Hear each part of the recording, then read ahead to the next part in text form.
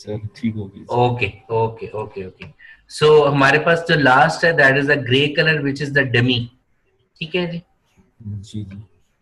Okay अब हमने क्या किया है, हमने मॉडल को सॉल्व करने के लिए एग्जैक्टली बेसिकली इसी टेबल को हमने कॉपी पेस्ट कर दिया है, क्योंकि यहाँ पे हमारे पास ये सारे के सारे क्या आ जाएंगे, हम इनको एज अ डिसीजन वेरिएबल के तौर पर ले रहे होंगे। ठीक है, क्योंकि ठीक है। ये हमारे क्या है, क्योंकि यहाँ पे हमने किस डाटा को एंटर किया, कॉस्ट को एंटर किया, पर यूनिट कॉस्ट को। सही जी। और ये वाला जो डेटा है ये बेसिकली हमारा इंडिकेट कर रहा होगा क्वांटिटीज को। क्वांटिटीज को, ठीक ठीक है, है। एक्स आई जे को। ओके सो हमने क्या किया, हमने अगेन उसी तरीके से सोर्स, ट्रांसशिपमेंट और डेस्टिनेशंस को ऐड कर दिया, डमी ऐड कर दिया। क्लियर? जी ओके ठीक हो सो गया। इनफ्लोज मींस कॉलम वाइज हमने क्या कर लिया, उनका सम कर लिया, तमाम का तमाम का कॉलम वाइज ये हमारे पास सम आ गया। सो बेसिकली ये ठीक। सारे के सारे जीरोस होंगे, क्योंकि ये ऑलरेडी सॉल्व्ड है, इसकी वजह से आपको ये वैल्यूज नजर आ रही है। जी जी। ठीक है, सो इसलिए ये कॉलम वाइज सम हो जाएगा। और आउटफ्लोज का मतलब क्या है कि that is basically the sum row wise, ये रो जी वाइज सम ठीक को है। रिप्रेजेंट कर रहा है। ओके सो देन हमारे पास क्या है, ये एक्स्ट्रा हम इंडिकेट करें that is the transshipment node. So transshipment node हमारे पास क्या है, basically that is inflow to that node, कि कितनी क्वांटिटी इसमें इनफ्लो कर रही है और इस नोड से आउटफ्लो कितनी कर रही है। सो 45 माइनस दिस, 45 जी ठीक हो दैट गया। Is equal to this. इसी तरीके से इस नोड के ऊपर इनफ्लो कितना कर रहा है 215 और आउटफ्लो कितना कर रहा है 168, सो वो हमारे पास वैल्यू आ जाएगी दैट इज 47। ये डिफरेंस इन दोनों का आ रहा है, मतलब इसकी बिल्कुल अनशिफ्ट है। बिल्कुल, अगर आप ये देखो ये फॉर्मूला लगा हुआ है ऊपर। हम्म। जी जी जी। ठीक है, सो ठीक हमने है। ये बेसिकली उनका फॉर्मूला यहाँ पे इंडिकेट किया हुआ है, क्योंकि हमने इसको यूज करना है। ठीक है, सही। ओके उसके बाद हमारे पास कॉस्ट क्या आ रही है, that is a sum product. Sum product किसकी है, इन तमाम की। और कॉस्ट पर यूनिट। बिल्कुल मल्टीप्लाई बाय दिस। ठीक। ठीक है जी। ओके अब आपने करना क्या है, बाकी तो ये सारे का सारा ट्रांसशिपमेंट है। आपको इसमें एक कैपेसिटी कंस्ट्रेंट नजर आएगी, एक डिमांड कंस्ट्रेंट नजर आएगी और एक वो बैलेंस कंस्ट्रेंट नजर आएगी रिगार्डिंग द ट्रांसशिपमेंट नोड। जी ठीक। ठीक है, बट एक हम एक्स्ट्रा कंस्ट्रेंट ऐड कर रहे होंगे अबाउट दिस डमी। ठीक है, जी जी। कि जब वो ये क्वांटिटीज असाइन करे कि आपकी ये डमी या तो इस वैल्यू के इक्वल आए या इससे लेस आए। ठीक। ठीक है, सो अगर हम सॉल्वर में जाएं, सो ऑलरेडी वैल्यूज एंटर्ड है। आपने क्या किया, सेट ऑब्जेक्टिव किया है, दैट इज जो वहां पे हमने सम प्रोडक्ट का फॉर्मूला लगाया हुआ था। ठीक है। ओके मिनिमाइजेशन हमने करना है। चेंजिंग सेल्स हमारे पास कौन से हैं, ये सारे के सारे। ये ठीक है, ये सारे के सारे हमारे चेंजिंग सेल्स हैं up to this, from B23 से लेके फ्रॉम I31 आए तक। 31 ठीक ठीक। है, सो ये सारे के सारे हमारे, सो इट मीन ये सारे के सारे हमारे डिसीजन वेरिएबल्स हैं। ठीक है, ओके उसके बाद हमने क्या करना है, हमने कंस्ट्रेंट्स ऐड करनी है। So this first constraint is basically about what, this is about the supply constraint, you can say the capacity constraint. जी ठीक है, कि ये वाली जो वैल्यूज हैं that must be less than और इक्वल होनी चाहिए इससे। ठीक। जी ठीक है, देन हमारे पास नेक्स्ट कंस्ट्रेंट कौन सी है, that is regarding the demand constraint. So demand constraint हमारे पास क्या है कि दिस मस्ट बी इक्वल होना चाहिए किसके, इस चीज के। ठीक है जी। सही। ओके और जो हमारे पास नेक्स्ट कंस्ट्रेंट है that is regarding the transshipment node, transshipment. So transshipment क्या है कि दीज मस्ट बी इक्वल हो दिस। ठीक। ठीक है, ओके और इन द एंड हम क्या कर रहे हैं, जो हम डमी है, डमी क्या है, that is this one must be less than और इक्वल टू हो किसके, this one must be less than और इक्वल टू होना चाहिए, this one must be less than और इक्वल टू हो दिस। डमी ठीक है। ठीक है जी। ओके और इन द एंड हम सिंपली सॉल्व पे क्लिक कर देंगे, so will get the okay. Answer. So ये हमारे पास टोटल ट्रांसशिपमेंट नोड है, सॉरी टोटल कॉस्ट है। और हमारे पास आंसर क्या है कि हम एस यू से एस ए पे 40 यूनिट्स 45 सेंड करेंगे, डी यू से सी एच पे 120 सेंड करेंगे, बी ए से सी एच पे 95 सेंड करेंगे, इसी तरीके से एस ए से एस आई पे 20 और इन पे जीरोस एंड सो ऑन। सो ये हमारे तो ये बेसिकली जी जी जी जी जी हाकिम भाई, तो ये ट्रांसशिपमेंट से फिर आगे सप्लाई नहीं करेंगे इस मॉडल सॉल्यूशन ये जो दे रहे हैं? नहीं नहीं, ये उसी के अकॉर्डिंगली दे रहा है ना। सो आपके पास क्या है कि बेसिकली हमें ये इंडिकेशन मिल रही है कि बेसिकली ये जो ट्रांसशिपमेंट है, आप कह लें कि ये लेट्स से कि एक वेयर हाउस है, उसकी अपनी जी स्टोरेज कैपेसिटी भी तो एक है ना, जी ठीक है ना। सो ये 45 बेसिकली ये जो यहाँ पे इंडिकेट हो रहा है, ये आपको कह रहा है कि बेसिकली ये उसकी कैपेसिटी है कि 45 आ रहा है, और 25 आप यहाँ पे स्टोर कर रहे हो। 45 इन हो रहे हैं, सही 20 आउट जी, हो रहे हैं, लेकिन स्टोरेज इस जगह पे कितनी पड़ी हुई है? 25। ठीक ठीक ठीक ठीक। ठीक है ना। सो ये बेसिकली उस चीज को इंडिकेट कर रहा है। अच्छा, ये इंडिकेट यहाँ पर कर रहे हैं ना जो आपने कॉलम में लिखी बिल्कुल है बिल्कुल। सो ट्रांसशिपमेंट। ये वाली वैल्यू जो है ये इंडिकेट कर रही है कि इस नोड के ऊपर इस वक्त इतनी स्टोरेज वैल्यूज पड़ी हुई है, स्टोरेज क्वांटिटी पड़ी हुई है। ठीक सही और इसी तरीके से ये 47 ये इंडिकेट कर रहा है कि इनफ्लो तो यहाँ पे 215 आ रही है क्वांटिटी, बट आउटफ्लो करिए 168। सो इट मीन 47 क्वांटिटी या यूनिट्स यहाँ पे स्टोरेज में पड़ा हुआ है इस जगह पे। सही जी सही। ठीक है। इस वजह से क्योंकि आपकी जो डिमांड है दैट इज मेटिंग, कि आपकी जो डिमांड है वो 100% मैट हो रही है। ठीक है, तो ये एक्स्ट्रा ठीक ठीक है। है। Is it clear? जी समझ गए। ओके, अब हम स्टार्ट कर देते हैं हमारा जो है वो integer programming. Okay, integer programming हमारे पास क्या है? स्लाइड्स नजर आ रही है ना ये? जी जी okay, so basically integer programming हमारे पास again that is the special form of you can say the linear programming, but difference हमारे पास क्या है कि यहाँ पे आपके पास एक या एक से ज्यादा जो डिसीजन वेरिएबल्स हैं दे मस्ट बी इंटीजर। ठीक है। अच्छा क्योंकि और आपको सबसे ज्यादा जो एप्लीकेशंस नजर आएंगी वो इंटीजर प्रोग्रामिंग की प्रैक्टिकलिटी ज्यादा नजर आती है। जैसे फॉर एग्जांपल हम कहते हैं कि जी मुझे नंबर ऑफ चेयर्स कैलकुलेट करनी है, कि मैं कितनी नंबर ऑफ चेयर्स प्रोड्यूस करूं कि मेरा प्रॉफिट मैक्सिमाइज हो जाए।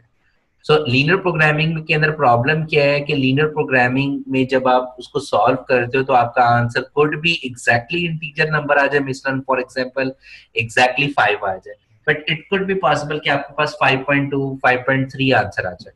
जी ठीक है। सो अब एक तो उसका हल ये है कि हम उसको राउंड ऑफ कर लें। 5.3 है तो इट मीन या 5 है या 6 है। ठीक है। जी सो जी अगर हम उसको राउंड ऑफ करते हैं, जो कि अभी हम एक मेथड भी देखेंगे, राउंड ऑफ से आपका सोल्यूशन ऑप्टिमम नहीं रहता, वो फिजिबल हो सकता है, मे बी वो फिजिबल हो बट वो ऑप्टिमम नहीं होगा। ठीक है। सही ठीक। सो हम क्या करते हैं कि बेसिकली जो लीनियर प्रोग्रामिंग की वन ऑफ अजम्पशन है डिविजिबिलिटी, हम उससे जो है वो बचने की कोशिश करते हैं। डिविजिबिलिटी का मतलब भी ये है कि आपका डिसीजन वेरिएबल्स है वो फ्रैक्शन में आ सकते हैं। फ्रैक्शन जी ठीक है। सो हम ये कह रहे हैं कि हमने उसको फ्रैक्शन में नहीं लेके आना, हम इंटीजर में लेके आना है। ओके, अब जो इंटीजर प्रोग्रामिंग है इसको सॉल्व करना compare to linear programming is much much harder. अच्छा ठीक है। इवन आजकल भी या पिछले कोई around about more than 50 years से जो है इसके ऊपर रिसर्च हो रही है कि आप इंटीजर प्रोग्रामिंग प्रॉब्लम को किस तरीके से फास्टर तरीके से सॉल्व कर सकते हो। सही ठीक है। सो मोस्टली रिसर्च अब इस पर्सपेक्टिव में हो रही है कि हम कोई ऐसा मेथड या ऐसा एल्गोरिदम डेवलप कर सकें कि हम उस प्रॉब्लम जितना बड़ा टीचर प्रोग्रामिंग प्रॉब्लम होगा, जाहिर बात है वो उतना कॉम्प्लेक्स होगा और उतना टाइम कंज्यूमिंग होगा, तो हम उस कॉम्प्लेक्स प्रॉब्लम को किस तरीके से मिनिमम टाइम में सॉल्व कर सकें। क्योंकि जो लीनियर प्रोग्रामिंग है उसको हम जितना मर्जी बड़ा प्रॉब्लम हो उसको हम बहुत ज्यादा कम टाइम में सॉल्व कर सकते हैं compare to integer programming problem. सही। ठीक है। सो लीनियर प्रोग्रामिंग अगर प्रॉब्लम आपके पास फॉर्मुलेट हुआ है, सो उसका सोल्यूशन का इशू नहीं है with respect to time, with respect to complexity. But अगर हम आए इंटीजर प्रोग्रामिंग में, सो वहां पे सबसे बड़ा इशू ही ये है, जैसे जैसे प्रॉब्लम का साइज बढ़ता जाएगा वैसे वैसे आपका जो है वो टाइम इंक्रीज करता जाएगा। प्रॉब्लम साइज इंक्रीज करने से क्या मुराद है, आइडिया है? और वेरिएबल ज्यादा होते जाए। वेरिएबल ज्यादा होते जाए प्लस आपकी नंबर ऑफ कंस्ट्रेंट्स इंक्रीज करती चली जाए। जी जी जी बिल्कुल। ठीक है। सो हमने अब इंटीजर प्रोग्रामिंग के जो इस वक्त एग्जिस्टिंग मेथड्स हैं वो तमाम के तमाम करते क्या हैं कि वो बजाय इसके कि इंटीजर प्रोग्रामिंग को स्ट्रेट सॉल्व करें, वो क्या करते हैं, वो पहले लीनियर प्रोग्रामिंग को सॉल्व करते हैं और उस लीनियर प्रोग्रामिंग को यूज करते हुए इंटीजर का सोल्यूशन फाइंड आउट करने की कोशिश करते हैं। अच्छा अच्छा अच्छा ठीक है। ठीक ठीक। तो हम करेंगे क्या, अभी आप हम जो दो मेथड पढ़ेंगे कटिंग प्लेन या ब्रांच एंड बाउंड, दोनों का बेसिक आइडिया क्या है कि आप straight integer programming problem solve नहीं कर रहे हो, आप पहले लीनियर प्रोग्रामिंग प्रॉब्लम सॉल्व करोगे, then you are going to find out the integer solutions. Clear? हाँ सही सही बिल्कुल ठीक। ठीक है। So that is the basic history या कह लेंगे बैकग्राउंड है इंटीजर प्रोग्रामिंग के पॉइंट ऑफ व्यू से। ठीक। ओके।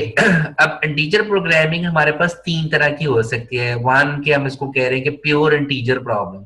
प्योर इंटीजर प्रॉब्लम से मुराद ये है कि आपके प्रॉब्लम के अंदर जितने भी डिसीजन वेरिएबल्स हैं वो तमाम के तमाम उनका जो सोल्यूशन आएगा दैट मस्ट बी इंटीजर होना चाहिए।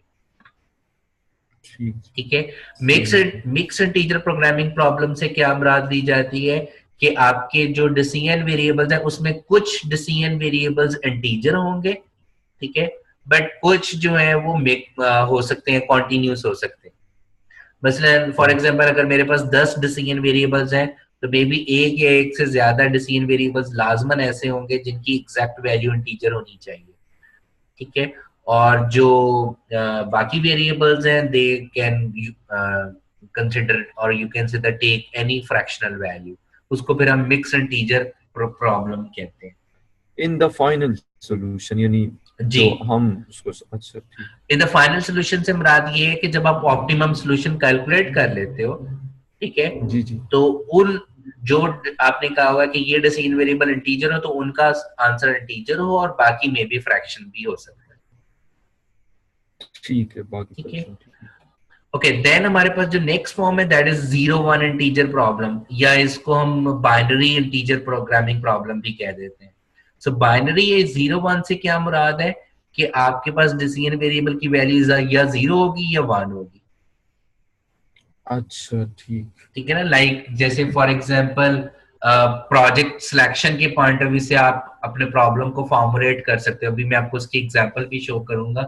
सो उसमें आप क्या कर सकते हो, फॉर एग्जांपल हम कहते हैं कि हमारे पास 10 प्रोजेक्ट्स हैं, हम किस प्रोजेक्ट के अंदर इन्वेस्टमेंट करें, मेरे पास इतनी बजट कंस्ट्रेंट है और मैं अपने प्रॉफिट को मैक्सिमाइज करना चाहता हूँ, तो इन 10 प्रोजेक्ट्स में से मैं कौन कौन से प्रोजेक्ट के ऊपर इन्वेस्टमेंट करूं। सो जिसके अंदर 1 आ जाएगा इट मीन उस प्रोजेक्ट में हमें इन्वेस्टमेंट करनी चाहिए, जहां पे 0 आ जाए वहां पे नहीं करना चाहिए। सो that is basically the example of 0-1। ठीक है। ठीक। आपने नैपसैक का नाम सुना है, नैपसैक प्रॉब्लम? जी जी सुना बिल्कुल। ठीक है। सो एक सेकंड में आपको उसकी एग्जांपल, आपने उसका प्रॉब्लम देखा हुआ है, प्रॉब्लम कैसा होता है? नहीं मेरे एक केस स्टडी थी मेरे पास उसमें मैंने देखा था। ओके ओके ओके, एक सेकंड में आपको उसका मॉडल भी दिखाता हूँ। ये आप कह लेंगे one of the classical problem है नैपसैक। इंटीजर प्रोग्रामिंग की। हाँ, वन ऑफ, वैसे तो बहुत ज्यादा है बट वन ऑफ देम है जी नैपसैक, और ये काफी फेमस है। अच्छा अच्छा अच्छा ठीक ठीक।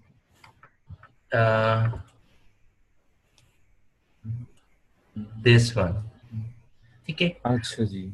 ओके, नैपसैक बेसिकली है क्या कि हम जो पहले प्रॉब्लम को समझ लेते हैं, फिर मैं आपको इसकी थोड़ी सी एप्लीकेशंस भी बता देता हूँ। बेसिकली प्रॉब्लम ये है कि हम कहते हैं कि हमारे पास एक फाइनाइट कैपेसिटी वाला बैग अवेलेबल है। ठीक है। अच्छा जी। अब इस बैग की हमने कह दिया कि जो कैपेसिटी है ये 15 kg तक जो है वो चीजों को स्टोर कर सकता है। ओके अब मेरा ऑब्जेक्टिव ये है कि मुझे अपनी इन तमाम जो चीजों को जो है उनकी वैल्यू को मैक्सिमाइज करना है, ठीक है। अच्छा ठीक। ओके और मैं मैक्सिमम नंबर ऑफ यूनिट्स को ऑब्वियसली जो है वो स्टोर करने की कोशिश करूंगा, but due to the bag capacity मैं तमाम के तमाम को स्टोर नहीं कर सकता, सही जी। ठीक है। सो इट मीन हर जो यूनिट है उसका अपना एक वेट है, अपनी एक वैल्यू है, अच्छा जी ठीक। ठीक है। लाइक जैसे फॉर एग्जांपल अगर मैं इन दो को क्या कर सकता हूँ, नहीं कर सकता क्योंकि ये 12 केजी है, ये 4 केजी है, तो वो कैपेसिटी इंक्रीज हो जाएगी, जी बिल्कुल। ठीक है। बट कंपेयर टू दिस अगर हम देखें तो मैं अगर इन सबको कर लूं तो मेरी वैल्यू मजीद बढ़ जाएगी, ठीक है ना। जी तो आपने करना क्या है कि हमने इस तरीके से इसको फॉर्मुलेट करना है कि मेरा वेट की कैपेसिटी से मैं इंक्रीज ना करूं और मेरी वैल्यू जो है वो मैक्सिमाइज हो जाए, मैक्सिमाइज हो जाए जी बिल्कुल। ठीक है। सो इस वजह से हमने क्या कर दिया कि x is are basically the decision variable, अच्छा ठीक है, ठीक कि है। मैं कौन कौन से यूनिट्स को इसमें स्टोर करूं। vi जो है that is representing the value, ठीक है, वैल्यू ठीक है। वैल्यू ऑफ द आइटम, ठीक ओके। जी ठीक। अब हमारे पास जो जो कंस्ट्रेंट आ रही है that is basically the weight, कि हर आप जो है वो यूनिट को कितना वेट असाइन कर रहे हो, ठीक है। ठीक है ठीक है। वेट यहाँ पे मुराद आप उसकी कॉस्ट भी ले सकते हो या उसकी वैल्यू भी ले सकते हो, उसका आप कह सकते हो मैस भी ले सकते हो, क्योंकि यहाँ पे हम वेट के परस्पेक्टिव से बात कर रहे हैं। मीन वो 12 केजी है, 1 केजी है, 4 केजी है, सो यहाँ पे उसके वेट को ही इंडिकेट किया गया है। वेट से मुराद इधर मतलब 12 केजी जो वेट है, और बिल्कुल एक्स आए यूनिट हो गए। बिल्कुल यूनिट हो गया, बिल्कुल। और जो ठीक। जो कैपिटल W है that is basically indicating the capacity of the you can say the bag, ठीक ठीक। ठीक है। सो यहाँ पे हमारे पास बेसिकली क्या इंडिकेट हो रहा है कि एक ही कंस्ट्रेंट है, ठीक जी ठीक है। जी। सो डिपेंड करता है नंबर ऑफ आइटम्स आपके पास कितने। अगर मैं कहूँ अकॉर्डिंग टू दिस एग्जांपल मेरे पास नंबर ऑफ आइटम्स 5 है, तो मेरा ये फंक्शन क्या बनेगा अगर मैं इसको ओपन करूं। So v1x1 plus v2x2 plus v3x3 and up to v5x5, 5। और इसी तरीके से ये बन जाएगा w1x1 up to w5x5 less than और इक्वल टू 15। अच्छा कि मैं सॉरी मैं एक चीज में कंफ्यूज हूँ, ये वी आई वी कॉस्ट को आई जी जी, represent. V I is representing the profit, और प्रॉफिट प्रॉफिट को जी जी। इंडिकेट कर रहा है ना कि अगर मैं इस यूनिट को लेके जाऊंगा तो मुझे $4 का प्रॉफिट है, इसको करूंगा ठीक तो $2 का है, इसको करूंगा तो $10 का है, एंड सो ऑन, ठीक है जी जी बिल्कुल ठीक है। ठीक है। Okay that is basically the knapsack problem. अब इसकी आपको इतनी ज्यादा एप्लीकेशंस मिलती हैं जिसकी याद नहीं है। Like one of the example is a project selection problem, जो भी मैंने आपको एग्जांपल दी, जी ठीक है। आप इसको फ्लाई अवे किट प्रॉब्लम भी लोग कहते हैं, या कार्गो लोडिंग प्रॉब्लम। ओके इससे मुराद क्या है, कार्गो लोडिंग प्रॉब्लम से क्या मुराद दी जाती है कि जैसे आपने ये कार्गोज देखे होंगे जी डिफरेंट बसेस पे हैं या एयरलाइंस के जी अंदर होता है, तो वो अब जाहिर बात है उसमें हम देख सकते हैं कि कौन सी फ्लाइट के अंदर, क्योंकि हर फ्लाइट का अपना एक कैपेसिटी है एक वेट ले जाने की, तो हम कौन कौन से यूनिट्स उनको सेंड करें कि हमारा प्रॉफिट मैक्सिमाइज हो जाए, कौन कौन से जी जी बिल्कुल बिल्कुल। ठीक है ना। सो ये बेसिकली कार्गो और फ्लाई किट उस पर्सपेक्टिव में इंडिकेट की गई है। सो ये लॉजिस्टिक्स पर्सपेक्टिव से या कैपेसिटी पर्सपेक्टिव से जो है इसकी काफी ज्यादा एप्लीकेशंस नजर आती हैं हमें, एग्जैक्टली बिल्कुल बिल्कुल। ठीक है। ठीक ठीक बिल्कुल। ओके ओके अगर मैं वापस आऊँ तो सो हम हकीम भाई हम इसको इंटीजर प्रोग्रामिंग से, सिर्फ मैं आइडिया के लिए पूछा, इंटीजर प्रोग्रामिंग से सॉल्व करते हैं इसको।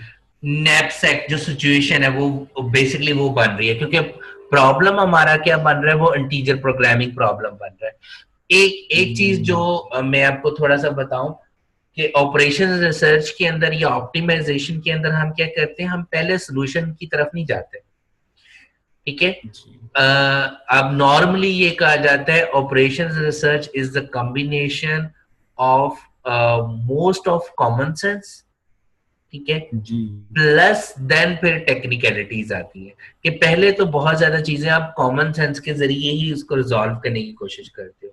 सो अगर मैं उस प्रॉब्लम को सॉल्व करने के लिए जा रहा हूं तो आपने सबसे पहले क्या करना है कि आपने उसको मैथमेटिकल फॉर्म के अंदर उसको कन्वर्ट करना है। That is the ultimate objective, वो जो आप कल भी बात कर अल्टीमेट। रहे हैं, ठीक है। जी क्योंकि बिल्कुल। सोल्यूशन जो है वो किसी ना किसी तरीके से बंदा कर ही लेता है, लेकिन एक जी दफा उस प्रॉब्लम को प्रॉपर तरीके से फॉर्मुलेट करना, that is the ultimate objective, जी ठीक है। बिल्कुल सो इस एग्जैक्टली। वजह से जब इंटीजर प्रोग्रामिंग प्रॉब्लम पढ़ाई जाती है, मोस्टली क्या करते हैं प्रोफेसर, वो इसकी फॉर्मुलेशन के ऊपर बहुत ज्यादा फोकस करते हैं, क्योंकि specially industrial engineering point of view से अगर हम देखें मैथमेटिकली, तो इंटीजर प्रोग्रामिंग की आपको बहुत एप्लीकेशन मिलेगी। मसलन लाइन बैलेंसिंग इंटीजर प्रोग्रामिंग से आप सॉल्व कर सकते हो।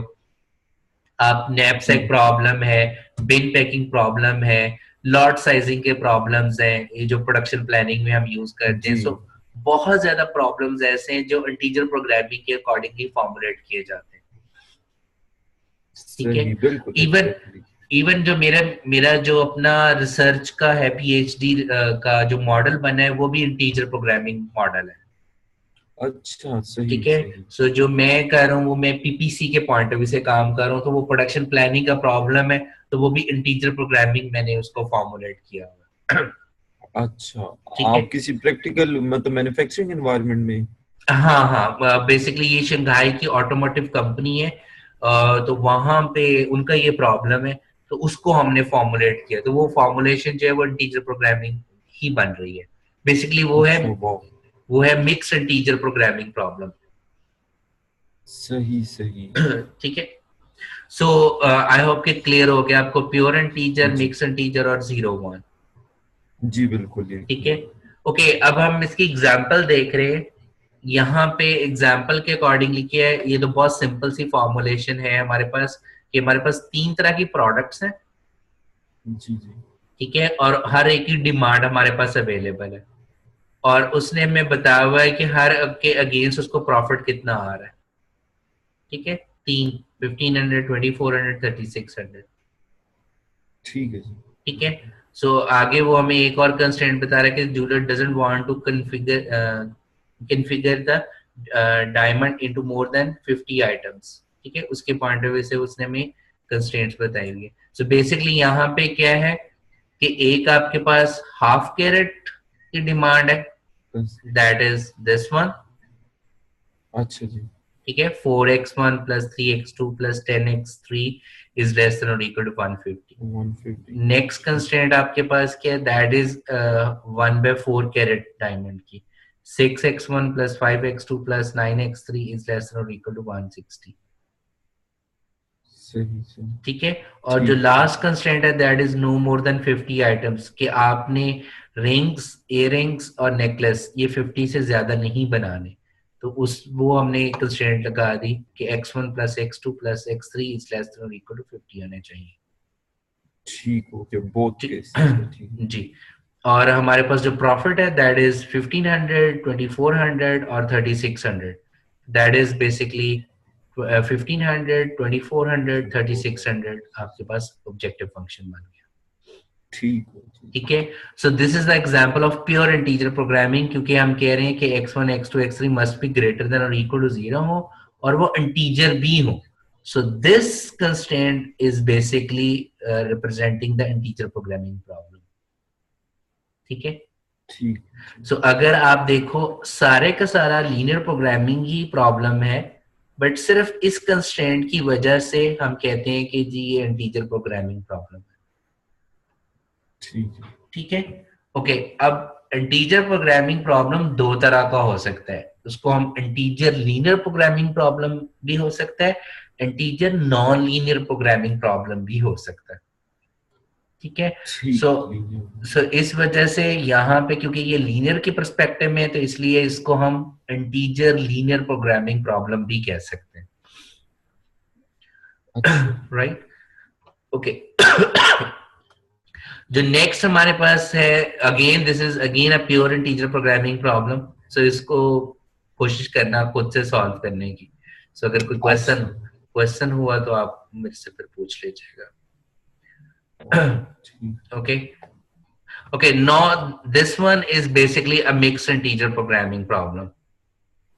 So mixed integer programming problem के पॉइंट ऑफ व्यू से कि यहाँ पे हमारे पास बेसिकली ये टेक्सटाइल कंपनी के हमने एग्जांपल ली हुई है जिसमें हमारे पास 3 प्रोसेसिंग हो रही है, 3 तरह के डिफरेंट प्रोसेसेस हो रहे हैं। सो हमारे पास एक वेविंग कॉस्ट है, वेविंग मशीन की कॉस्ट है, प्रोसेसिंग कॉस्ट है और उसकी एक कैपेसिटी है। सही। और देन हमारे पास एक डेली डिमांड के पॉइंट ऑफ व्यू से वैल्यूज आ रही है। ठीक है जी। अच्छा ठीक है जी, ठीक है। ओके, अब हमारे पास हमने किया कि हमारे पास जो डिसीजन वेरिएबल्स है दैट इज बेसिकली जो एक्स आई जे है या एक्स जे जो है इसको हमने कह दिया that is basic the production level. Production level से क्या मुराद है कि हम कितनी क्वांटिटी प्रोड्यूस कर रहे हैं डेली। ठीक है। यूजिंग कितने प्रोसेसेस थे? 3 प्रोसेसेस, प्रोसेस 1, प्रोसेस 2, प्रोसेस 3।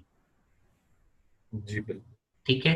सो वो हमारे पास क्या आ गया जी, एक्स ए जे है that is a production level according to process 1, process 2 and process 3। ठीक है।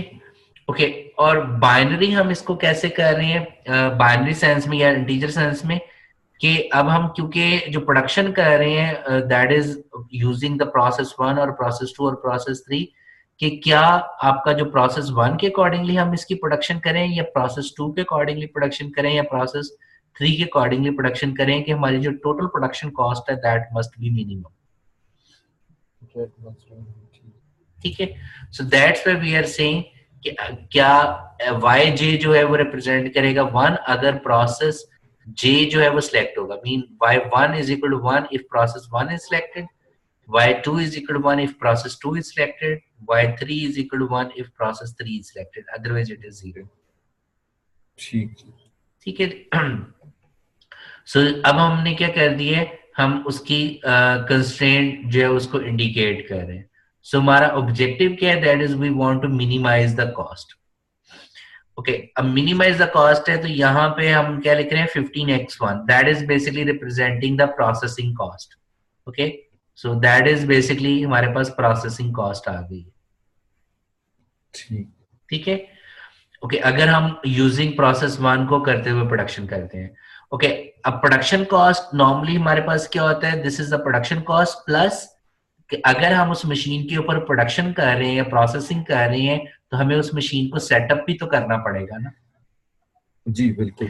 तो उस सेटअप करने की भी एक कॉस्ट होगी, तो अगर हम कहते हैं processing cost plus setup cost. ठीक है। If the process 1 is selected, so that mean if the machine weaving machine for the process 1 is set up, so that would be 15x1 plus 150y1। तो 150 को हम x1 भी बोल सकते हैं? नहीं 150y1। अगर वो y1 होगा तो ये 15 कॉस्ट हमें पड़ेगी, अदरवाइज 15 कॉस्ट नहीं पड़ेगी। अच्छा ठीक है। सो बेसिकली आपका ये जो y1 है that is linked with x1। ठीक है। जब ये 1 होगा तो इसकी हमारे पास वैल्यूज आएंगी, अगर ये 0 है तो इसकी वैल्यू नहीं आएगी। जाहिर बात है वो मशीन सेटअप ही नहीं हुई तो प्रोडक्शन कहां से होगी प्रोसेस 1 के अकॉर्डिंगली। ठीक है। इसी तरीके से जब प्रोसेस 2 आपके पास होगा कि अगर हम प्रोसेस 2 को यूज करें, मीन मशीन 2 सिलेक्ट होगी तो आपके पास x2 की वैल्यूज आएंगी, सिमिलरली 3 के अकॉर्डिंग। नहीं, मेरे कहने का मतलब तो वेरिएबल दूसरी तरह भी वो तो अंडरस्टूड है, डिफाइन कर। हाँ, वो डिफाइन आप कर सकते हो, बिल्कुल डिफाइन किया जा सकता है। ओके, सो नेक्स्ट हमारे पास क्या है कि उसने एक हमें डिमांड कंस्ट्रेंट दी हुई है और एक हमें उसने कैपेसिटी कंस्ट्रेंट्स दी हुई है। डिमांड कंस्ट्रेंट क्या है कि जी आपके पास जो प्रोडक्शन होनी चाहिए that must be equal to 4000। Okay, और सेकेंडली कैपेसिटी कंस्ट्रेंट हमने क्या कर दिया, हमने कैपेसिटी कंस्ट्रेंट कि आपके जो प्रोसेस 1 की कैपेसिटी है वो 2000 है। तो अब हम उसको जिस तरीके से हमने डिसीजन वेरिएबल्स डिफाइन किए हैं तो मैं इसको लिख सकता हूँ x1 लेस देन और इक्वल टू 2000 by 1। जी जी क्योंकि y1 होगा तो ये 2000 है, अगर ये सेटअप ही नहीं होगा तो ये 0 हो जाएगा, तो इट मीन ये प्रोडक्शन ही नहीं होगी इसकी। जी ठीक हो ठीक है, similarly for the second, similarly for the third. So that is the basically the example of mixed integer programming problem, कि आपके x की कोई भी क्वांटिटी हो सकती है बट y मस्ट बी 0 और 1, बाइनरी होना चाहिए। सही हो गया। जरा हकीम भाई आप कह रहे थे, मुझे इस पॉइंट में कंफ्यूज हो गया, x1 less than equal to 2000 y1 मतलब कैपेसिटी से। जी जी जी, हाँ। आप देखिए ना, आपकी जो प्रोसेस 1 की कैपेसिटी है वो कितनी है, दैट इज 2000। अच्छा ठीक ठीक है, ठीक है। सो हम क्या कह रहे हैं कि प्रोसेस 1 को यूज करते हुए हम प्रोडक्शन करेंगे, मीन x1 हम प्रोड्यूस करेंगे, that must be less than और इक्वल लेस टू देन होना चाहिए 2000। 2000। जी सो 2000 जो है ये कैपेसिटी किसकी है, प्रोसेस 1 की हमारी। अब प्रोसेस ठीक 1 है। तभी सिलेक्ट होगा जब ये वाली मशीन सेटअप होगी। जी ठीक है, दैट्स वाई हमने क्या किया है, हमने कर दिया x1 इज लेस देन और इक्वल टू 2000 y1। ठीक है। ठीक है, और उसको मैं जस्ट लेफ्ट साइड पे ले आया हूं तो वो नेगेटिव में ले हमने शो कर दिया। सही हो। ठीक है, ओके, जो नेक्स्ट हमारे पास है that is basically the knapsack problem. ठीक है, उसी, अगर आपके माइंड में नैपसैक प्रॉब्लम है तो आपके फौरन जहन में आएगा अच्छा ये वही है। देखिए ना, 01 है, इसमें क्या है, हमारे पास 5 प्रोजेक्ट्स हैं। जी ठीक है, और हमने क्या कर दिया है कि उसने हमें बताया हुआ है कि हर कैपिटल के अंदर जो है वो हमने जो रिक्वायर्ड यूनिट है वो हमने कितने वैल्यूज जो है, ये नेट प्रॉफिट वैल्यू हमारे पास कितनी आएगी वो हमें इंडिकेट की गई है कि इसका बेनिफिट कितना होगा, 6, 12, ठीक है, 10। सो ये कैपिटल रिक्वायर्ड की इंडिकेट की गई है, और हर प्रोजेक्ट के अकॉर्डिंगली हमें बताया हुआ है कि हमारे पास एस्टिमेटेड प्रॉफिट कितना आएगा। ठीक है। ठीक है, ओके, और हमें ये भी बताया हुआ है कि उसकी आपकी जो इन्वेस्टमेंट है या वो इससे ज्यादा नहीं होनी चाहिए, मीन $12 मिलियन से ज्यादा नहीं होनी चाहिए। अच्छा ठीक ठीक हो है, सो इसको आपने कंसिडर कैसे करना है, नैपसैक प्रॉब्लम से लिंक कैसे करो, this is the total weight of the knapsack. गया। जी ठीक हो गया। ठीक है, और इंडिविजुअल वेट आपके पास कहां से आ जाएगा, जो वो ये हमारे पास कैपिटल रिक्वायर्ड दे रहे हैं, 6 million, 12 million, 10 million and so on. सही सही। और वैल्यू क्या है, that is the estimated profit. Profit जी ठीक हो गया। ठीक है, सो हमारे पास आंसर वो ऑब्जेक्टिव क्या बन गया, ऑब्जेक्टिव फंक्शन है maximizing the estimated profit, 1x1 plus 1.8x2 plus 1.6x3 plus 0.8x4 plus 1.4x5, और सब्जेक्ट टू आ जाएगा 6x1 plus 12x2 plus 10x3 and so on is less than और इक्वल टू 20। ठीक जी ठीक बिल्कुल। है, और तमाम के तमाम जो वेरिएबल्स हैं they are must be binary. Binary क्या मतलब है कि अगर ये वाला प्रोजेक्ट सिलेक्ट होगा या नहीं होगा, ये वाला प्रोजेक्ट सिलेक्ट होगा या नहीं होगा, एंड सो ऑन। ठीक हो गया बिल्कुल। ठीक है जी, सो इसको हम कह देते हैं this is called as a pure integer programming problem, so which is basically representing the knapsack problem की तरह ही है। ठीक है, सो ठीक। दैट्स वाई जब मैंने आपको, आप कह रहे थे कि मेन मेन प्रॉब्लम क्या है कि हमने प्रॉब्लम को फॉर्मुलेशन कैसे करना है, तो अगर आपको ऑपरेशन रिसर्च की जो है वो क्लासिकल प्रॉब्लम्स, ठीक है, वो अराउंड अबाउट कोई 20 की बनती है मेरे ख्याल में। ठीक है, अगर वो जी आपको 20 के प्रॉब्लम की फॉर्मुलेशन याद है तो आपको प्रॉब्लम की फॉर्मुलेशन करना इतना मुश्किल नहीं लगेगा। अच्छा हाँ ठीक, जी, मतलब 20 प्रॉब्लम्स हैं ऐसे। ठीक अप्रोक्सीमेटली वो 20 की बनती हैं, अप्रोक्सीमेटली। तो आप जस्ट उनको, आधे से ज्यादा मसला तो आपका वहीं पे सॉल्व हो जाएगा कि आप जस्ट उसकी थ्योरी को लिंक अप कर सको कि ओके ये सिचुएशन एग्जैक्टली उस प्रॉब्लम से मिलती है, तो आप उसको उठा लेते हो फिर। अच्छा अच्छा अच्छा। ठीक ठीक है, हो गया। जी ओके, अब हमने इनको सॉल्व करना है। हमने मॉडल को फॉर्मुलेट कर लिया है टीचर फॉर्म के अंदर, सो इसको हमने फॉर्मुलेट करना है, सो फॉर्मुलेट सॉरी सॉल्व करना है। सो सॉल्व करने के हमारे पास 3 मेथड्स अवेलेबल है। नंबर 1 मेथड क्या है कि हम राउंड ऑफ कर लें। ठीक है, जो कि बहुत अर्लियर इसी अप्रोच को अडॉप्ट किया जाता था। बट इस मेथड को हम देखेंगे, ये काफी टीडियस सा वर्क है कि इसमें आपको हर पॉइंट को चेक करना पड़ता है। ठीक है, ठीक।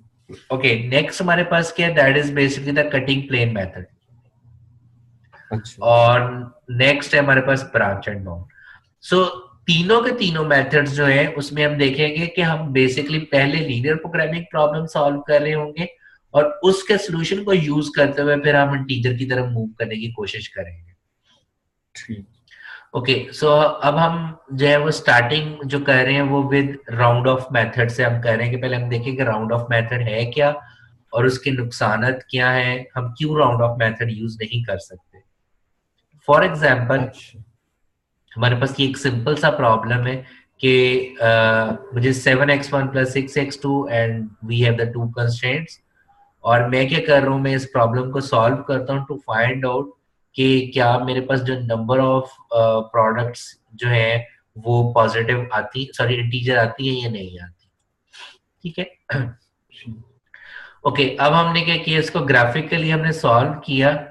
सो अगर तो हम लीनियर प्रोग्रामिंग लें तो लीनियर प्रोग्रामिंग के अंदर ये जितना शेडेड रीजन है वो सारे का सारा क्या है, फिजिबल रीजन है। फिजिबल। अगर मैं इसको इंटीजर प्रोग्रामिंग प्रॉब्लम के पर्सपेक्टिव से लूं तो क्या ये सारे का सारा शेडेड रीजन फिजिबल है? नहीं, क्योंकि इसमें कंटीन्यूअस भी आ रहा है। बिल्कुल, तो फिजिबल रीजन कौन सा है?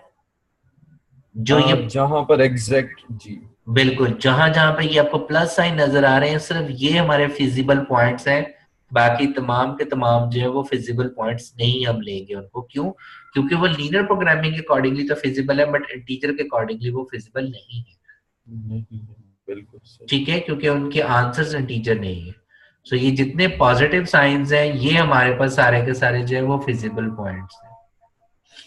ठीक है, सो अब दो तरीके हैं इसको सॉल्व करने के। नंबर 1 कि हम क्या करें, हम लीनियर प्रोग्रामिंग प्रॉब्लम के अकॉर्डिंगली इसका ऑप्टिमम पॉइंट निकाल लें। वो हमने निकाला कि x1 आता है 3.75 और x2 आता है 1.5। ठीक है, और मेरा प्रॉफिट आता है जी 35.25। सो अगर तो हम जो है इसको लेके चलते हैं और हम राउंड ऑफ कर लेते हैं। राउंड ऑफ में अगर करता हूं तो अकॉर्डिंग टू मैथ्स अगर मैं इसको राउंड ऑफ करूंगा तो ये हो जाएगा 4 जी, और ये हो जाएगा 2। ओके, अगर ये 4 है तो ये 2 है, तो इट मीन x1 4 और x2 2। सो ये पॉइंट कुछ यहाँ पे लाई करेगा। जी, ठीक है, सो अब राउंड ऑफ जब हम कर रहे हैं तो हमने देखा कि ये वाला तो पॉइंट जो है वो आपका फिजिबल पॉइंट ही नहीं रहा। जी बिल्कुल। ठीक है, क्योंकि वो फिजिबल रीजन से क्रॉस कर गया। So this is not the feasible point if we are going to round off that one. So it means हमें क्या करना पड़ेगा, अगर हम दूसरा राउंड ऑफ नहीं अडॉप्ट करते, क्योंकि हमने देखा है कि इट माइट बी पॉसिबल कि वो फिजिबल पॉइंट ना रहे, तो हमें करना ये पड़ेगा कि हमें एन्यूमरेशन मेथड अडॉप्ट करना पड़ेगा। एन्यूमरेशन मेथड क्या है कि हम क्या करेंगे कि तमाम के तमाम जो इंटीजर पॉइंट्स हैं फिजिबल रीजन में, जी, जी, ठीक है, उन तमाम के तमाम को हम अपने ऑब्जेक्टिव फंक्शन में पुट करके देखेंगे और देखेंगे कि आपका जो प्रॉफिट है वो किस जगह पे सबसे ज्यादा मैक्सिमाइज हो रहा है। अच्छा, ठीक है, सो दैट इज बेसिकली, ये बेसिकली वही चीज मेंशन की हुई है जो अभी मैं बोल रहा था। ठीक है, ठीक है जी, ओके, सो हमने क्या किया, हमने तमाम के तमाम कॉर्नर पॉइंट्स पुट किए और उनके, ठीक है, उनके अकॉर्डिंगली हमने प्रॉफिट जो वैल्यूज निकाली और हमने देखा कि आपके पास जो आंसर्स आ रहे हैं वो क्या आ रहे हैं, दैट इज कि if this is 5, this is 0, this is the best optimum solution according to integer programming problem. ठीक है, ठीक है, बट इस मेथड का, जिसको हम एन्यूमरेशन मेथड कहते हैं, इस मेथड का सबसे बड़ा अलमिया ये है कि जैसे जैसे प्रॉब्लम साइज बढ़ेगा ऑब्वियसली इंटीजर पॉइंट्स भी इंक्रीज करेंगे, फिजिबल इंटीजर पॉइंट्स, मतलब कॉर्नर पॉइंट्स। बिल्कुल। सो आपके not the corner points only, these points also the feasible points. जी, जी, जी, जी, ठीक है, तो हमें क्या करना पड़ेगा, हमें तमाम के तमाम पॉइंट्स को जो है वो चेक करना पड़ेगा कि किसके अकॉर्डिंगली आपका ऑब्जेक्टिव फंक्शन सबसे हाईएस्ट आ रहा है। सो जैसे जैसे प्रॉब्लम, जी जी जी जी जी सर मैं इधर ये क्वेश्चन पूछना चाहता, एनिमेशन वो मैंने डिस्टॉर्ट होके सही सुन नहीं पाया। ओके ओके, मैं दोबारा से बोल देता हूँ। हमने हमने कहा कि हम दो मेथड्स को आपस में कंपेयर करें। नंबर वन क्या है जी कि हम basically round of approach adopt कर रहे हैं। जी ठीक है ठीक। राउंड ऑफ अप्रोच का मेथड ये है कि आपके पास जो लीनियर प्रोग्रामिंग का ऑप्टिमम सॉल्यूशन आया है उसको आप राउंड ऑफ कर दो। सो वो हमने देखा कि अगर हम राउंड ऑफ करते हैं तो इट माइट बी पॉसिबल कि आपका जो सॉल्यूशन है वो फिजिबल ना रहे। जी ठीक है। सो x1 को जो मैं राउंड ऑफ करता हूँ ये 4 हो जाता है और इसको राउंड ऑफ करता हूँ 2 हो जाता है, तो वो हमारे पास फिजिबल रीजन नहीं रहता। जी ठीक है। हाँ अलबत्ता अगर मैं इसको 4 कर दूं और इसको 1 कर दूं, सो ये मेरा फिजिबल पॉइंट है। जी ठीक है। तो बट हमें ये देखना पड़ेगा कि क्या ये सबसे ज्यादा हमें प्रॉफिट भी प्रोवाइड कर रहा है, मीन मैक्सिमाइज प्रॉफिट कर भी रहा है या नहीं कर रहा। ठीक है। तो इट मींस कि हमें करना क्या पड़ेगा, हमें एन्यूमरेशन अप्रोच अडॉप्ट करनी पड़ेगी। एन्यूमरेशन अप्रोच क्या है कि हमें तमाम के तमाम जो इंटीजर पॉइंट्स हैं इस विजिबल रीजन के अंदर, उन तमाम के तमाम पॉइंट्स को वन बाय वन आप ऑब्जेक्टिव फंक्शन में पुट करोगे और ये देखोगे कि आपका प्रॉफिट कहाँ पे सबसे ज्यादा मैक्सिमाइज हो रहा है। x1 और x2 दोनों को जहां पर मीट कर रहे हैं इंटीजर। बिल्कुल बिल्कुल, और वो हम यहाँ पे ये चीज कर रहे हैं कि x1 और x2 के तमाम इंटीजर पॉइंट्स का हम पुट कर रहे हैं और हम उसके ऑब्जेक्टिव फंक्शन की वैल्यू को कैलकुलेट कर रहे ठीक हैं। सो जो कि 30, अब देखिए 4 और 1 के ऊपर 34 आंसर था, जबकि 5 और 0 पे 35 आंसर है। So it mean this is the highest one. जी ठीक है। सो कहने का मकसद यहाँ पे ये है कि एन्यूमरेशन मेथड के अकॉर्डिंगली प्रॉब्लम ये है कि जैसे जैसे आपका फिजिबल रीजन इंक्रीज करेगा तो आपके फिजिबल पॉइंट्स इंक्रीज करेंगे। सो फिजिबल पॉइंट्स इंक्रीज करेंगे तो आपका ये वाला जो काम है ये बहुत ज्यादा टाइम कंज्यूमिंग मेथड कहलाएगा। यानी कि आपको तमाम के तमाम फिजिबल पॉइंट्स को वन बाय वन करके चेक करना पड़ेगा और then you are able to find out the optimum solution. ठीक ठीक है। Is it clear? जी बिल्कुल। ओके।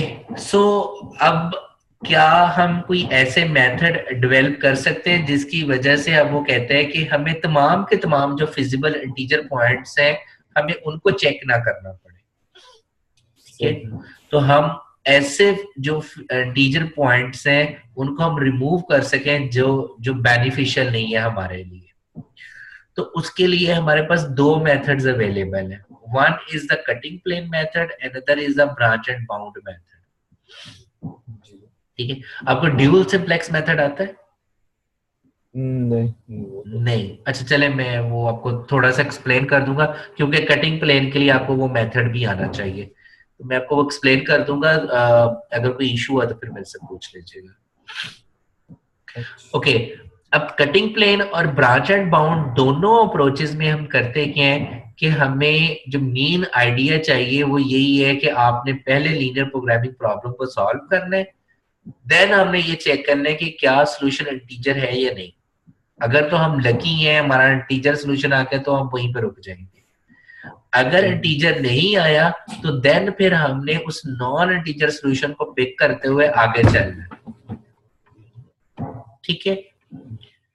जी जी ओके ओके। अब कटिंग प्लेन का जो बेसिक आइडिया है कटिंग प्लेन मेथड का, वो ये है कि आप क्या करो कि आपने बेसिकली जो ये हमारे पास फिजिबल रीजन आया हुआ है, ठीक है। तो अब अगर मैं ये देखूं कि क्या मैं ऐसा कोई कट लगा सकता हूं जिससे मेरे पास जो कंटिन्यूस पॉइंट्स है, मीन मैं उसको ऐसे कोई कट कर दूं या ऐसे कोई कट कर दूं कि जो नॉन फिजिबल पॉइंट्स हैं वो मेरे डिलीट होते चले जाए। कट का मतलब ये है कि फिजिबल रीजन को आपने रिड्यूस करते चले जाना है। ठीक है। मसलन जैसे मैं ये एक लाइन ड्रॉ कर दूं तो मेरे पास ये वाला पॉइंट रिमूव हो जाएगा। मैं यहाँ पे एक लाइन ड्रॉ कर दूं तो मेरे पास ये वाले फिजिबल पॉइंट्स रिमूव हो जाएंगे। तो कट का मतलब ये है कि हमने ऐसे कट्स जनरेट करने हैं कि मेरा जो फिजिबल रीजन है वो रिड्यूस से रिड्यूस होता चला जाए, ताकि मुझे कम से कम जो है वो फिजिबल पॉइंट्स को चेक करना पड़े to find out the solution. सही। ठीक है। ओके, सो अब हम कटिंग प्लेन मेथड की तरफ आते हैं कि कटिंग प्लेन मेथड है क्या। ओके, सो आपने करना है कि ये तमाम के तमाम मेथड्स में आपको ये करना पड़ेगा जब भी आप इंटीजर प्रोग्रामिंग प्रॉब्लम सॉल्व करोगे। सो नंबर वन उसकी कंडीशन क्या होगी तमाम मेथड की, कि आप जो इंटीजर रिस्ट्रिक्शन है उसको आप रिलैक्स कर दो। ठीक है, मीन आप अपने प्रॉब्लम को समझो कि ये लीनियर प्रोग्रामिंग प्रॉब्लम है। वैसे वो जो इंटीजर रिस्ट्रिक्शन हमने रखी हुई थी उसको हमने रिलैक्स कर दिया, अब वो एक लीनियर प्रोग्रामिंग प्रॉब्लम बन गया। तो अब आपने उसको सॉल्व कर लेना है with linear programming method, simplex हो गया, बिग एम हो गया, टू फेज हो गया, या अदर लीनियर प्रोग्रामिंग मेथड के जरिए उसको सॉल्व कर लेना। ठीक है जी। ओके, अब अगर तो वो तमाम के तमाम बेसिक वेरिएबल्स की वैल्यू इंटीजर आ गई, so that's good, we got the optimum solution. ठीक है, अगर इंटीजर नहीं आई तो फिर हमने क्या करना है, हमने एक कट जो है वो बेसिकली जनरेट करना है। ठीक है, अब वो कट जनरेट करने की इक्वेशन बेसिकली वो that is equal to this one. ठीक है, कि आप क्या करोगे, बेसिकली सबसे पहले तो वो कट से पहले हमने ये करना है कि आपने उस बेसिक वेरिएबल को सिलेक्ट करना है जिसकी फ्रैक्शनल वैल्यू जो है वो हाईएस्ट होगी, सबसे लार्जेस्ट होगी। अच्छा। ठीक है, और उस फ्रैक्शनल वैल्यू को यूज करते हुए आप कट जनरेट करोगे। This is the cut formula जिसको हम गोमरी कट कहते हैं। Basically Gomory is the name of the person. So Gomory constraints या कट आपके पास आ जाएगा। अब ये क्या है कि वो जो बेसिक वेरिएबल आपने सिलेक्ट किया था, जो जिसका आंसर आपके पास फ्रैक्शन में आया था, और आपने ऐसे बेसिक वेरिएबल को सिलेक्ट किया जिसकी फ्रैक्शनल वैल्यू हाईएस्ट है। ठीक है, उसको आपने सिलेक्ट कर लिया, उसका अपने फ्रैक्शनल पार्ट यहां पे रख लेना है। ठीक है, इज इक्वल टू आप एक एक्स्ट्रा स्लैक वेरिएबल ऐड कर दोगे उस कंस्ट्रेंट के लिए। S I is representing a slack, extra slack variable. अच्छा। ठीक है, और माइनस आपने क्या करना है कि आपने समेशन करना है उस वो तमाम के तमाम उस कंस्ट्रेंट के अकॉर्डिंगली जो फ्रैक्शनल वैल्यू आ रही होगी नॉन बेसिक वेरिएबल्स की। ठीक है, सो ये अभी मैं क्वेश्चन करता हूं तो मजीद ये क्लियर हो जाएगा। फिलहाल बस आप काइंडली अपने पेज के ऊपर इस कंस्ट्रेंट को लिख लो, minus F I is equal to S I minus summation F I into non basic variable. ठीक है,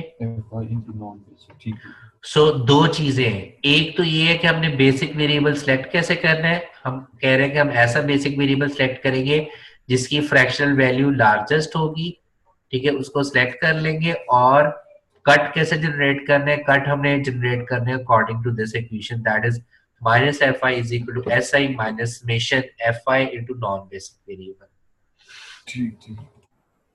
ओके, और इसके अकॉर्डिंगली हमने करना कि जब ये वाला कट हमने ऐड कर देना है तो हमने अब सिंप्लेक्स मेथड या लीनियर प्रोग्रामिंग के नॉर्मल मेथड के जरिए उसको सॉल्व नहीं करना, बल्कि ड्यूल सिंप्लेक्स मेथड के अकॉर्डिंगली सॉल्व करना है। अब ये ड्यूल क्या है, ये जैसे मेथड आता है फिर मैं आपको एक्सप्लेन करता हूँ ये क्या है। ठीक है, सो जो बेसिक डिफरेंस है लीनियर प्रोग्रामिंग के नॉर्मल मेथड्स में और ड्यूल सिंप्लेक्स मेथड में, मीन सिंप्लेक्स मेथड और ड्यूल सिंप्लेक्स में डिफरेंस ये है कि जब आप सिंप्लेक्स मेथड को सॉल्व करते हो तो आपका प्रॉब्लम फिजिबल होता है। ठीक है, फिजिबल होता है ना। फिजिबल की कंडीशन क्या होती है कि आपके तमाम के तमाम जो राइट हैंड साइड है दे मस्ट बी पॉजिटिव। अच्छा, ठीक है, सो ये फिजिबल की कंडीशन है।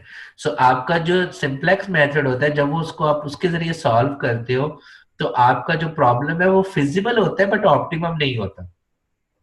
ठीक है, अच्छा, तो आप क्या करते हो, आप सिंप्लेक्स मेथड को अप्लाई करते हो और आप फिजिबल सॉल्यूशन से स्टार्ट करते हो और ऑप्टिमम सॉल्यूशन की तरफ जाते हो और ऑप्टिमम सॉल्यूशन कैलकुलेट करने की कोशिश कर रहे होते हो। Right hand side of the constraints are positive. जी जी जी, वो फिजिबल है। सो हम क्या करते हैं, नॉर्मल सिंप्लेक्स मेथड में हम फिजिबल पॉइंट से स्टार्ट करते हैं और ऑप्टिमम पॉइंट कैलकुलेट करते हैं।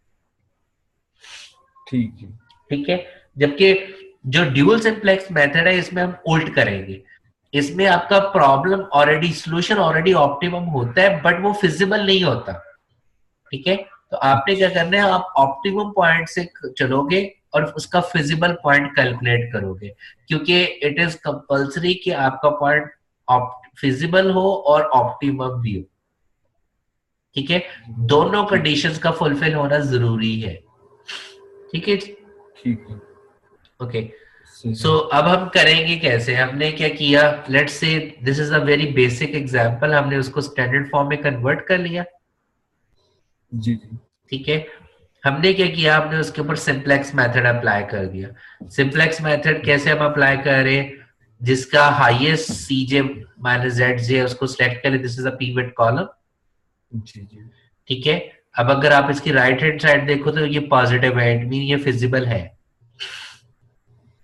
सही, ठीक है। और देन हम क्या करते हैं, हम रेशियोज कैलकुलेट करते हैं, जो मिनिमम रेशियो है वो that is the pivot row, ठीक है, जी जी, ठीक है। सो आपका एंटरिंग वेरिएबल क्या है x2 और लीविंग वेरिएबल क्या है s1। सो हम इस तरीके से इसको सॉल्व कर रहे हैं, so we got the first iteration, ठीक, ठीक है।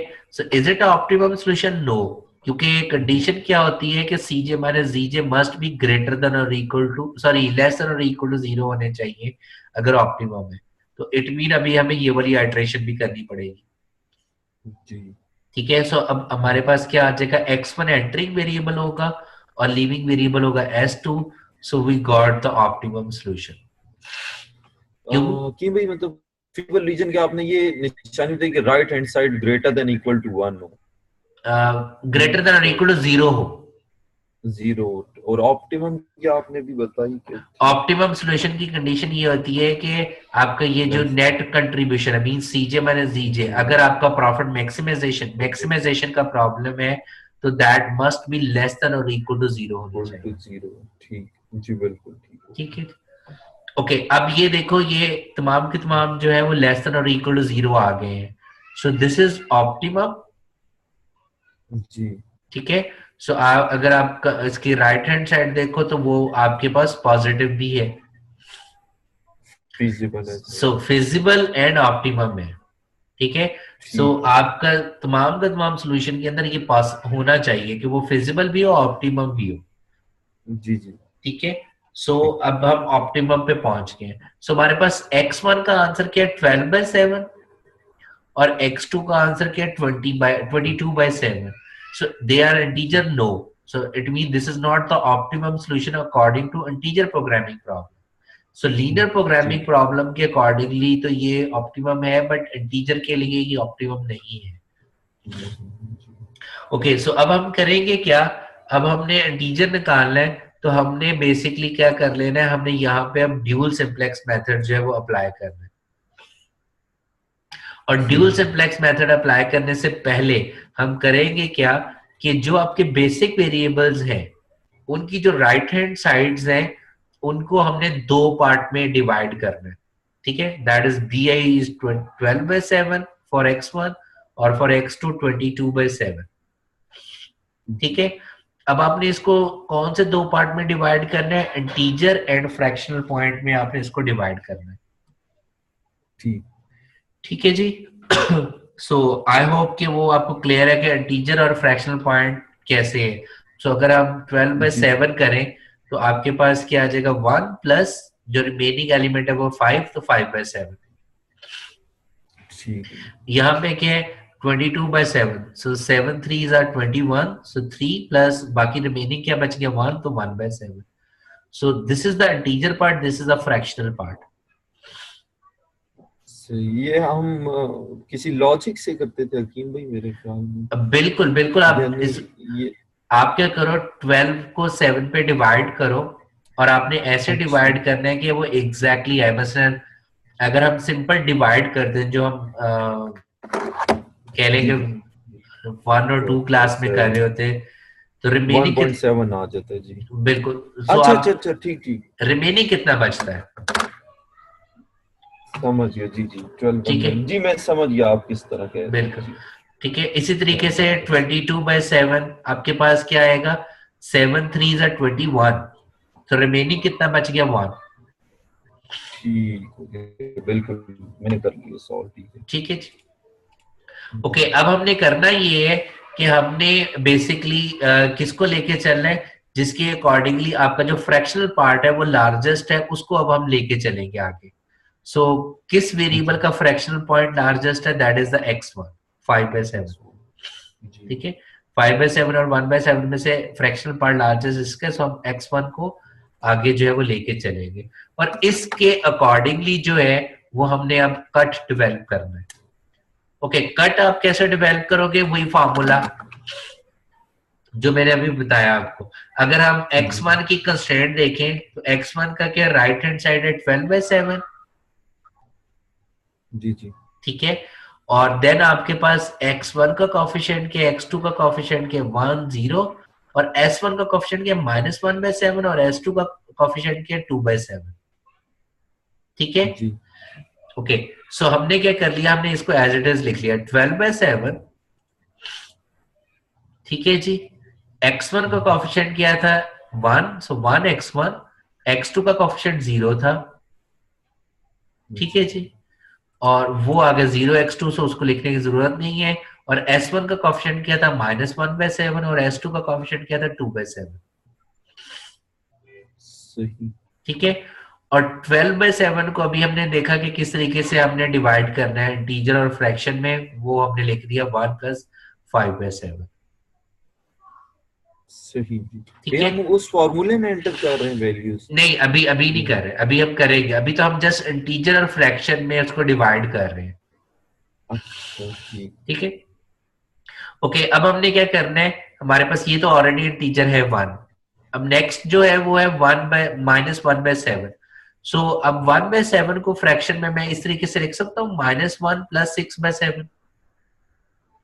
जी ठीक है ना, तो इसका आंसर -1 पे आएगा। सो बेसिकली ऑब्जेक्टिव क्या है कि हम इसको लिखना चाह रहे हैं इंटीजर प्लस उसमें। ठीक है, फ्रैक्शनल। और इसी तरीके से 2/7 को मैं लिख सकता हूँ 0 + 2/7। जी बिल्कुल। ठीक है, सो वो हमने उसको फ्रैक्शन पार्ट में लिख लिया। सो बेसिकली यहाँ पे हमारे पास बेसिक वेरिएबल्स कौन से, x1 बेसिक था, और नॉन बेसिक वेरिएबल्स कौन से, s1 और s2। जी ठीक है, सो अब हम जो है वो फ्रैक्शनल कट लिख रहे हैं, वो जो कट हमने डेवलप करना था। सो कट का फॉर्मूला क्या था, -fi mean fractional part of this. So fractional part इसका क्या है, that is 5/7 is equal to, ये हमारे पास नेक्स्ट स्लैक वेरिएबल हम खुद से ऐड कर रहे हैं, तो 2 तक तो है, इसलिए ये s3 हम अपने पास से ऐड कर लेंगे। ठीक है, और उसके बाद हम क्या कर रहे हैं, -fi into non basic variable. So fi is basically the non basic variables fractional part। so non basic variable क्या है s1, और इसका फ्रैक्शनल पार्ट क्या है 6/7। जी ठीक है, सो अगर हम इसको करेंगे open, so that is basically -6/7 s1। जी जी ठीक है, और ये क्या आ जाएगा, नेक्स्ट नॉन बेसिक है s2, उसका फ्रैक्शनल पार्ट क्या 2/7, सो -2/7। So basically this is the cut. सही। ठीक है, इस कट का क्या मतलब है कि वो देखो, वो जो फिजिबल रीजन आया था, जिसका मतलब है मैं कोई ऐसा कोई लाइन ड्रॉ कर रहा हूं जिससे मेरे ये फ्रैक्शनल पार्ट इग्नोर हो जाएंगे। सही। ठीक है ना, वो फिजिबल रीजन बेसिकली मेरा काम हो जाएगा। तो मैंने क्या किया, जो ऊपर वाला टेबल था, ये सारे के सारे टेबल को मैंने कॉपी किया, लेकिन इसके अंदर एक वो कट ऐड कर दिया। कट का ऐड करने का मतलब ये है कि मैंने एक कंस्ट्रेंट ऐड कर दिया और। सही। ठीक है, सो वो कंस्ट्रेंट जो ऐड किया दैट इज दिस वन। ठीक है।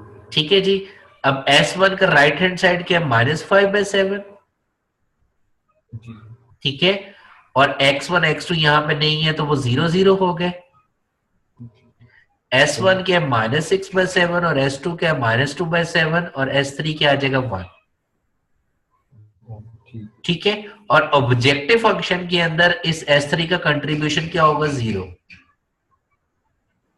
जी बिल्कुल। क्योंकि ये स्लैक वेरिएबल है। ओके, अगर हम देखें अपने इस प्रॉब्लम को, ये ऑप्टिमम है, yes this is the optimum solution, क्योंकि cj - dj तमाम के तमाम लेस देन और इक्वल टू 0 है। ठीक है, बट क्या ये फिजिबल है? नहीं, फिजिबल नहीं है। क्यों? क्योंकि हमारे पास ये वाली वैल्यू नेगेटिव है। सो इट मीन हम ऑप्टिमम सोल्यूशन पे तो हैं बट फिजिबल नहीं है। तो हमें क्या करना है, हमें इसको फिजिबल बनाना है। फिजिबल बनाने से क्या मुराद है कि मुझे इसको पॉजिटिव करना है तमाम के तमाम को। जी ठीक है, सो इस वजह से हम क्या करते हैं, हम ड्यूल सिंप्लेक्स लगाते हैं। सो ड्यूल सिंप्लेक्स में हम क्या करते हैं, हम उल्ट चलते हैं। नॉर्मल सिंप्लेक्स मेथड में हम क्या करते हैं, पहले हम पीवट कॉलम सेलेक्ट करते हैं, जी जी फिर हम पीवट रो सेलेक्ट करते थे। जबकि जी यहां पे हम क्या करेंगे, पहले पीवट रो सेलेक्ट करेंगे और फिर पीवट कॉलम सेलेक्ट करेंगे। जी ठीक है, सो दैट मींस वहां पे हम पहले एंटरिंग वेरिएबल डिसाइड करते थे और फिर हम लीविंग वेरिएबल। सो यहाँ पे हम क्या करेंगे, पहले लीविंग वेरिएबल डिसाइड करेंगे और फिर एंटरिंग। ठीक ओके, सो इट मीन यहाँ पे हमारे पास सबसे पहले लीविंग वेरिएबल कौन सा होगा, दैट इज S3। क्यों? क्योंकि उसकी क्वांटिटी नेगेटिव है। सो जिसकी क्वांटिटी लार्जेस्ट नेगेटिव होगी उसको हम सेलेक्ट कर लेंगे। सही ठीक है, so that is basically the entering sorry leaving variable बन जाएगा S3। अब एंटरिंग वेरिएबल डिसाइड करने के लिए हम क्या करते हैं, वहां पे हम क्या करते थे, quantity divided by pivot column elements. जी जबकि यहां पे हम क्या करेंगे, जो पीवट रो आई है उसके एलिमेंट्स, और हम इनके जरिए डिवाइड करेंगे किसको, सीजे माइनस जीजे रो को। सो C J minus G J row divided by pivot row. ठीक ठीक है, सो हमारे पास रेशियोज क्या आएंगी, 0/0, 0/0, -27/7 divided by this, -27, -2/7 divided by -2/7, 0/1। ठीक ठीक है जी, सो वो हमारे पास ये वाली रेशियोज आ गई। ये फॉर्मूला भी लिखा हुआ है। सही सही ठीक है, सो -27/7 डिवाइडेड बाय दिस इज 9/2, और हमारे पास जो -2/7 divided by -2/7 that is 1। So that means our leaving variable is S3 but our entering variable is S2। ठीक ठीक है जी, सो अब हम नेक्स्ट आइट्रेशन करते हैं। सो अब हमारे पास क्या आ जाएगा कि आपके पास S3 की जगह पे आ जाएगा S2। ओके, ठीक है ठीक है, और हमने यहाँ पे क्या करना है, वही रो ऑपरेशंस, यहाँ पे 1 करना है और यहाँ पे जीरोस करते हैं। ठीक ठीक है, वो हमने कर दिया 1 और 0। ठीक है जी, ठीक है is it a optimum solution? Yes. Is it a feasible? Yes. But according to integer programming problem, is it a feasible solution? No. No ठीक है, क्योंकि अभी भी आपके पास जो x2 है वो फ्रैक्शन में है, x1 तो इंटीजर आ गया बट x2 फ्रैक्शन में है। ठीक है, तो अगेन अब हम क्या करेंगे, वही काम दोबारा से। अच्छा ठीक है, अब x1 को लाने की जरूरत नहीं है, बेसिक वेरिएबल, बट वो इंटीजर है, बट जो फ्रैक्शन में है वो है x2 और s2। सही ठीक है, अब हमने क्या किया, अगेन उसके इंटीजर और फ्रैक्शनल पार्ट को सेपरेट सेपरेट कर दिया। सो 2/7 क्या आ गया, 3 + 1/2, जी और S2 क्या आ गया, 5/7/2। ठीक ठीक है जी, सो हमारे पास जो है, अब हम इसके इंटीजर और फ्रैक्शन को अगर सेपरेट सेपरेट करें तो ये क्या आ जाएगा, 3 + 1/2, क्योंकि 2 3 6, रिमेनिंग क्या बच गया 1, सो 1/2। इसी तरीके से यहाँ पे क्या आ जाएगा, 2 2 4, रिमेनिंग क्या बच गया 1, सो 1/2। ठीक ठीक है जी, सो अब यहाँ पे फ्रैक्शनल पार्ट में हमने कहा था कि हम उस वेरिएबल को सिलेक्ट करेंगे जो जिसका फ्रैक्शनल पार्ट हाईएस्ट है, बट यहाँ पे तो टाई आ गया। सो अगर ऐसी सिचुएशन हो तो नॉर्मली हम क्या कहते हैं, हम रैंडमली पिक कर लेते हैं, कोई भी वेरिएबल पिक करके आगे चल पड़ो। लेकिन लेकिन ये याद रखिएगा कि जहां पे भी डिसीजन आ जाए बिटवीन डिसीजन वेरिएबल और बिटवीन स्लैक या सरप्लस वेरिएबल, तो you should always prefer the decision variable. ठीक है, सो हम x2 को सर मेरा यहाँ पर एक क्वेश्चन है, ये हाईएस्ट और लोएस्ट का आपने पीछे भी कैसे डिफाइन, मतलब 1/2 पीछे मुझे लगा कि दूसरे वाला हाईएस्ट था। नहीं नहीं नहीं नहीं नहीं नहीं नहीं नहीं, अब ये देख रहे जैसे हैं, 5/7 और 1/7 हाईएस्ट फ्रैक्शनल पॉइंट कौन सा? That is 5/7। अच्छा, हाईएस्ट फ्रैक्शनल पॉइंट। हाँ जी, ठीक ठीक है। ठीक ओके, है। अब हमने क्या कर लेना है, हमने वैसे तो टाई है but we should prefer the x2, that's why हमने x2 को सेलेक्ट कर लेना है, ठीक है। ठीक। ओके, अब उसी तरीके से हम वो कंस्ट्रेंट डेवलप कर रहे हैं कि अगर हम क्या करें, हम कंस्ट्रेंट को देखें तो दैट इज 7/2 is जी equal to 0x1 plus 1x2 plus 1s1 plus 0s2 minus 1/2s3। तो वो हमने ये लिख लिया, जो जीरोस वाले हैं उनको इग्नोर कर दिया, जी ठीक है जी।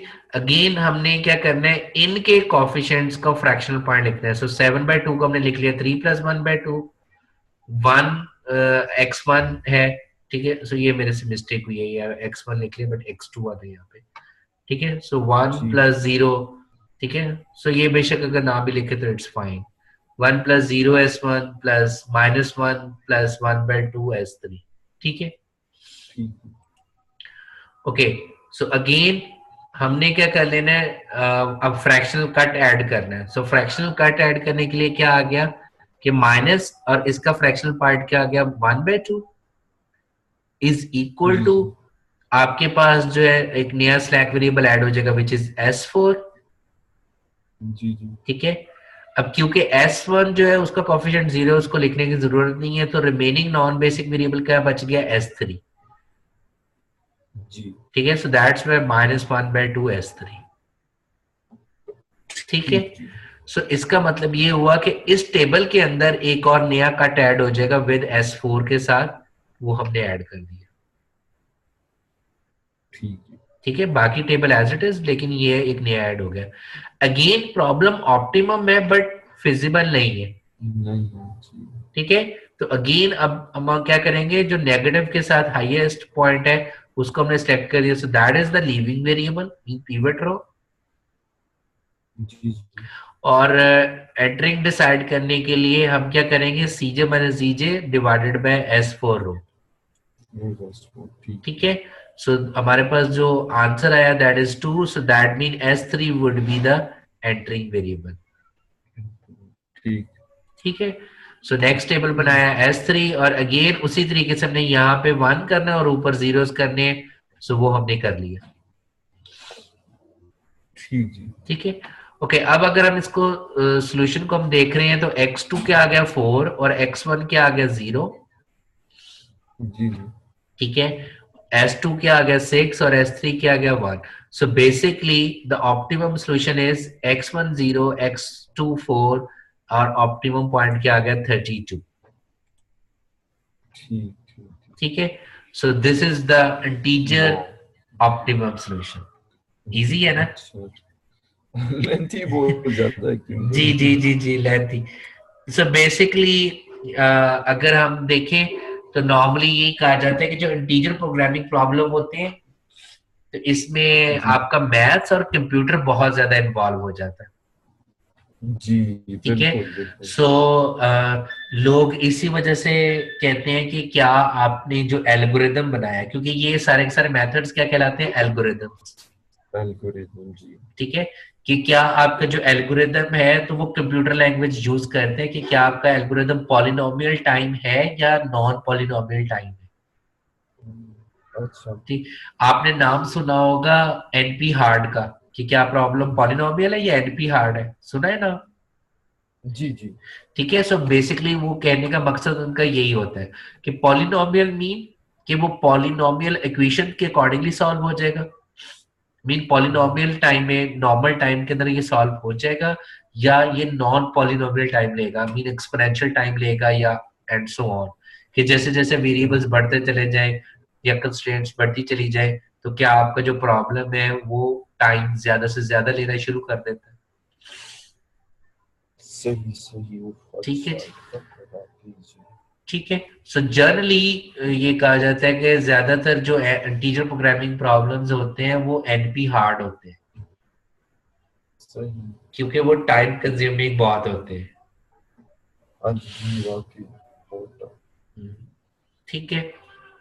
अब जैसे मैं आपको थोड़ा सा एग्जांपल दूं कि जो मेरे वाला जो प्रॉब्लम है, अब अगर आप उसको जो है वो सॉल्व करो, तो उसमें around about I think so जो कंस्ट्रेंट्स बन रही है मेरे पास वो 3000 से ज्यादा है।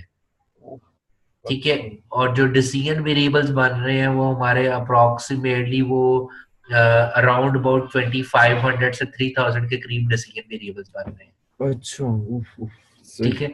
सो अब उनको जब हम उसको सॉल्व कर रहे हैं थ्रू कंप्यूटर प्रोग्रामिंग, तो उसमें भी हमें घंटा घंटा 2-2 घंटे बैठना पड़ता है और फिर भी ऑप्टिमम सोल्यूशन नहीं आता।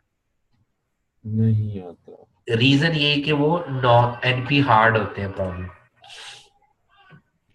बहुत सही सही सही। और तो क्या आप लोग कंप्यूटर वो लैंग्वेज कर रहे हो? मैं अभी तो जो मैं यूज कर रहा हूँ वो मैं यूज कर रहा हूँ जो है वो प्योर मैथमेटिकल प्रोग्रामिंग को। सही सही। ठीक है, जिसको ओपल बेसिकली कहते हैं। जी जी जी जी जी। ठीक है। ऑप्टिमाइजेशन प्रोग्रामिंग लैंग्वेज है, सी प्लेक्स के अकॉर्डिंगली ये यूज होती है। ठीक है, सो मैं उसको यूज कर रहा हूँ बेसिकली। वंडरफुल वंडरफुल, जबरदस्त। जी। ओके, इसमें अगर इसको आप चेक कर लीजिएगा, कोई इशू हो तो जरूर पूछिएगा। ठीक ठीक है, है सो ये मैं इंशाल्लाह। ऑलरेडी शेयर कर चुका हूँ। तो कल इंशाल्लाह ठीक हम फिर सेम टाइम। इंशाल्लाह कल इंशाल्लाह इसी तरह 10 बजे कर लेंगे। ठीक है, ठीक है। ठीक है और हकीम भाई, वो फिर वीडियो शेयर कर दीजिएगा। जी जी जी, मैं इंशाल्लाह भी शेयर कर देता हूँ। और जी जो जी। है कल फिर आप इंशाल्लाह ब्रांच एंड बाउंड और इसी को फिर हम थ्रू एक्सेल जो है वो कर लेंगे। ठीक हो गया इंशाल्लाह जी, बिल्कुल। चलें, ठीक। ओके जी, ठीक ओके। हकीम भाई, बहुत बहुत शुक्रिया sir, thank you thank you, so much. Thank you very much जी। अल्लाह हाफिज। Thank you. अल्लाह हाफिज़।